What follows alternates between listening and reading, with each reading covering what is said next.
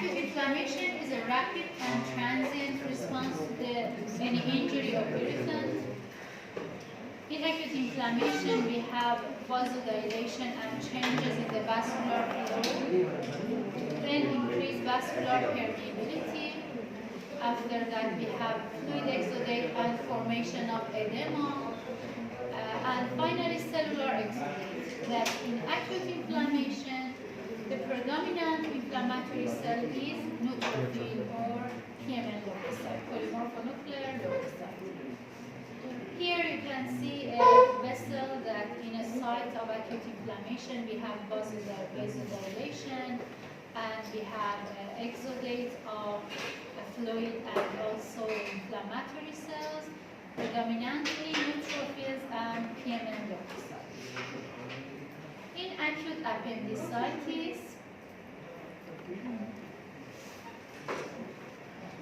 in your slides you can see the appendix tissue with many inflammatory cells, but most of them are PMN leukocytes or neutrophils across the entire wall. In some area, muscular wall is completely destroyed and replaced by fibrinoleucocytic or fibrinopurulent exudate that is consist of pink fibrin material and a significant number of leukocytes, PMN leukocytes. Here you can see a picture of an appendix tissue. Here you can see the epithelial lining that is a type of intestinal type epithelium. These tissue are lymphoid aggregation, lymphoid nodules with germinal centers in the submucosal area. And here you can see the muscularis properia, muscularis tissue here, that in acute appendicitis we can see PMN leukocytes entire the appendix wall, especially in muscular tissue. Here you can see a real picture, a microscopic picture of appendix tissue. Here, this is the epithelial lining. Here in submucosa, we have many lymphoid aggregate with germinal centers. Finally, here we have muscularis tissue or muscularis properia. And here, with high power, you can see here the normal mucosa of the appendix. I said that this is a type of intestinal mucosa with many goblet cells. And here, in submucosa, we have many inflammatory cells that most of them are lymphocytes in normal appendix. And here, this is the muscularis mucosa, muscularis properia in the wall of appendix, and we can find the neutrophils here in acute appendicitis. And if we see the aggregation of neutrophils here and also in the periappendix tissue, we say acute appendicitis and periappendicitis. Here you can see the mucosa with some inflammatory cells and PMN leukocytes, and here this is a large lymphoid aggregate with germinal centers. Here this is a fibrinoleucocytic exudate or fibrinopurulent exudate. That this is a pinkish fibrin material with accumulation and aggregation of many inflammatory cells. Here, this is the wall of appendix by high power microscope. You can see here many inflammatory cells. This pink material are fibrin material with many neutrophils within them. Again, here this area is fibrinoleucocytic exudate. The accumulation and the deposition of fibrinous material with many neutrophil and other inflammatory cells. Here you can see this PMN leukocyte. You can see here that their nuclei are multilobulated. You can see them here. All of these cells are PMN leukocytes or neutrophils.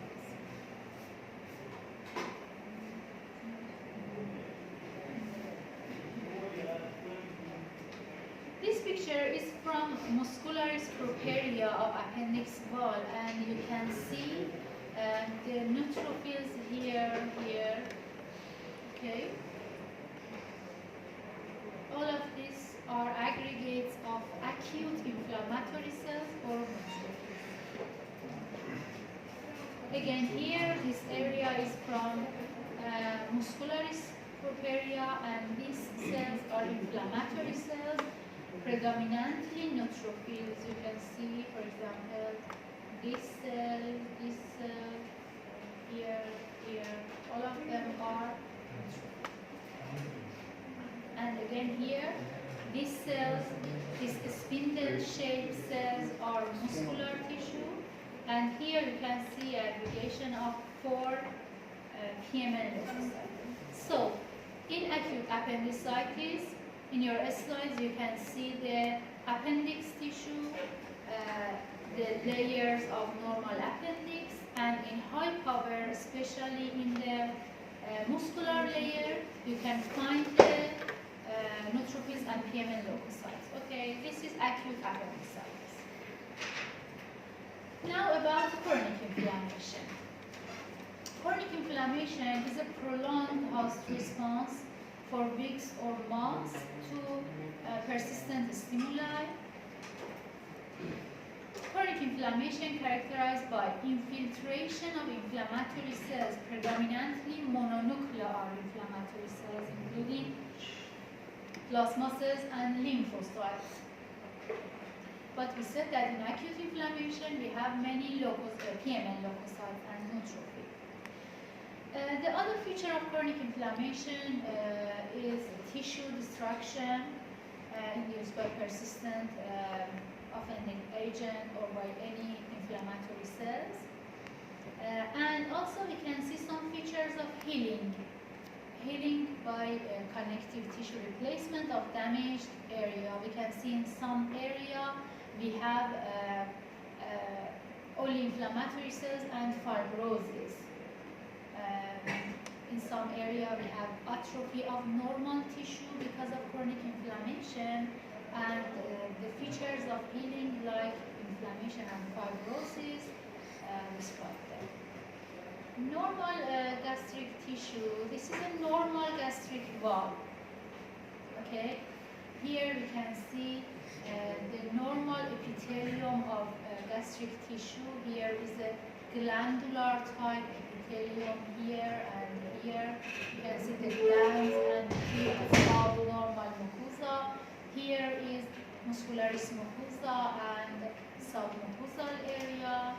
Again, you can see here the normal epithelium of stomach or gastric mucosa. Here is the mucinous glandular epithelium of gastric wall. But in chronic inflammation or chronic gastritis, on your microscope you can see the gastric tissue with some mononuclear inflammatory cell infiltrate in lamina propria. Lamina propria is the area, the stroma between the glands and between the crypts.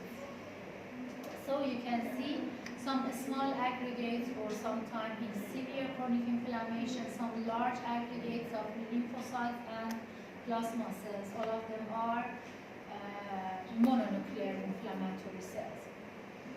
If the process continues, the glands are destroyed and instead replaced by fibrosis. Finally, we can see the atrophy of the normal gastric gland. Here, for example, this is the mucosa of gastric tissue, and between these glands, you can see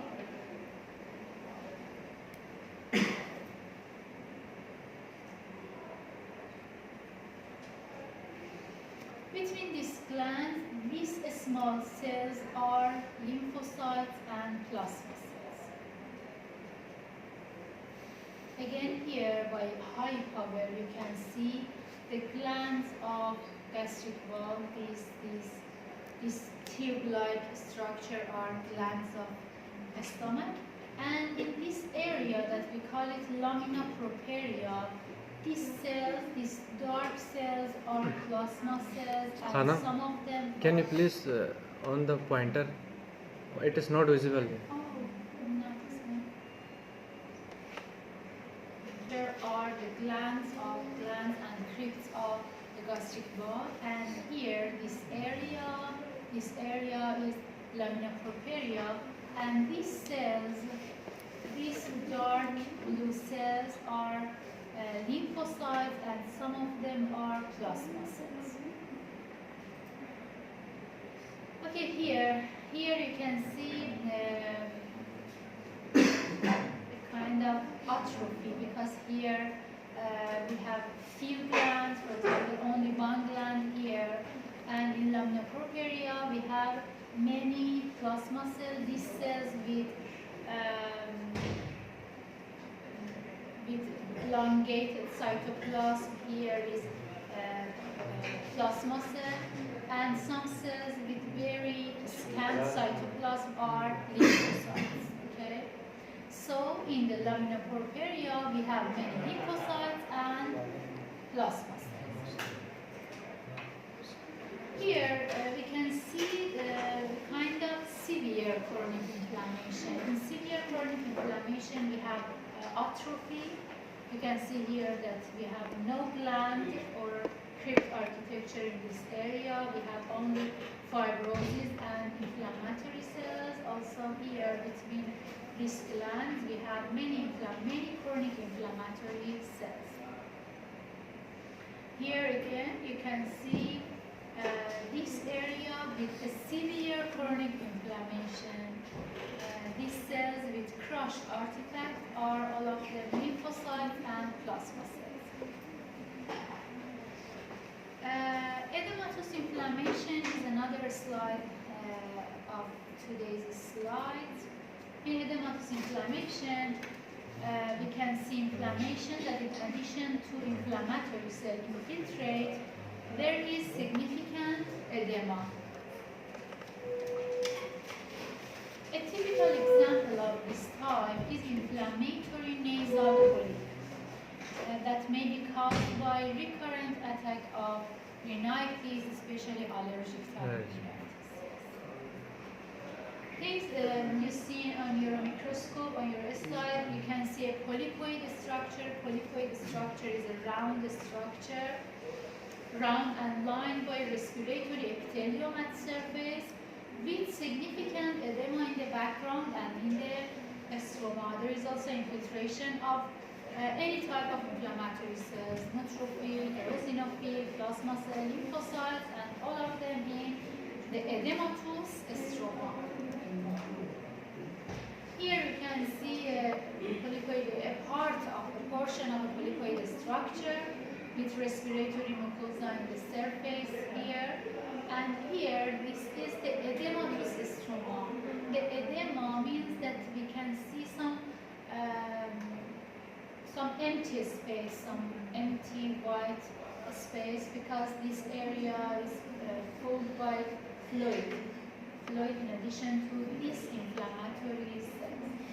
In hypomer, you can see the respiratory epithelium in the surface here. This is respiratory columnar ciliated type epithelium in the surface, and here this empty space is because of edema, and these small cells in the background, all of them are inflammatory cells. Again, here you can see, what's this? This is the epithelial lining that is what kind of epithelium? Ciliated columnar type respiratory epithelium here, and here edema and any kind of inflammatory cells. Here you can see this white empty space because of edema, and these cells are inflammatory cells. For example, this is an eosinophil, for example. This is again eosinophil. In allergic disease, eosinophil is predominant, but neutrophil and plasma cell lymphocyte also we can see. Here again you can see see with high power is inflammatory cells in the edematous background. Again here and here.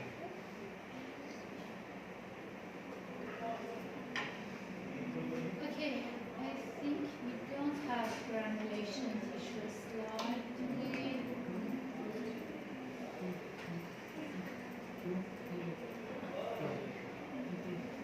Foreign body type reaction or foreign body type granuloma. Foreign bodies may be endogenous like hair shaft, protein, cholesterol, urat, or anything, or maybe exogenous like talc and sometimes social material, oil, or other things. This material provoke chronic inflammation of foreign body type reaction. The reaction provides a mechanism for elimination of the foreign body, and reaction is initially acute and gradually cause foreign body granuloma. At first, the reaction is acute with PMN leukocytes, and after some time, we can see the formation of granuloma structures. Foreign body granuloma contain some multinucleated giant cell with haphazardly arranged nuclei. These giant cells are fused with macrophages and foreign body material, which usually can be seen in their cytoplasm. For example, here, what's this? What's this? This is a foreign body. Okay, this is foreign body. And here is cytoplasm of a giant cell. These cells with many nucleus are giant cells that are exactly fused macrophages. Many macrophages fuse together and form a giant cell, and in the cytoplasm of this giant cell, we can see the foreign body. In our slides, there is skin tissue with foreign body reaction to the degenerated hair. Inflammatory reaction is evident surrounding this area. The inflammatory cells are mainly lymphocytes and macrophages. Epithelioid histiocytes or macrophages are activated macrophages resembling epithelial cells. It means that they are elongated with finely granular eosinophilic cytoplasm and central ovoid nucleus. In prolonged situation and chronic situation, fibroblasts can be visible around the inflammatory cell infiltrate because of healing process. Here, this structure are hair structures, are a portion of hair. This is squamous epithelium on skin, and here is subcutaneous area. And because of the presence of this hair shaft in subcutaneous area without surrounding hair follicle, we can see the foreign body type reaction or foreign body type granuloma. Again here, this material and this structure are hair structure, and these cells are Granuloma. giant cell. These cells are giant cell, and all of this structure together is a granuloma. Here you can see some giant cell. This is a giant cell. This large cell with many nucleus are giant cell. In the background, these cells are epithelioid histiocytes or macrophages, these pink cells, and the darker cells are lymphocytes. And here, these are foreign bodies. So, all of this area is a foreign body type granuloma or foreign body type reaction. Again, here, what's this? Hair shaft. Yes, foreign body. And these cells, Giant cells. giant cell, yes, and in the background, lymphocytes and macrophages. here, what's this? Here, sir. These dark cells, the small dark cells, Lymphocytes. Yes. And some larger cells like this are epithelioid histiocytes.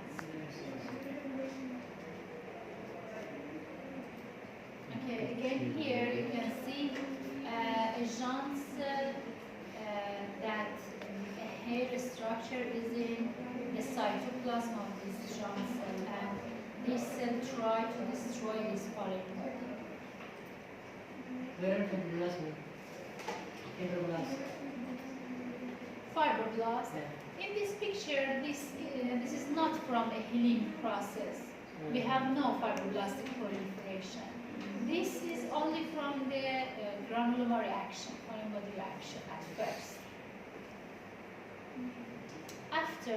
After healing of this process, we can see the proliferation of fibroblasts like a proliferation of spindle-shaped cells.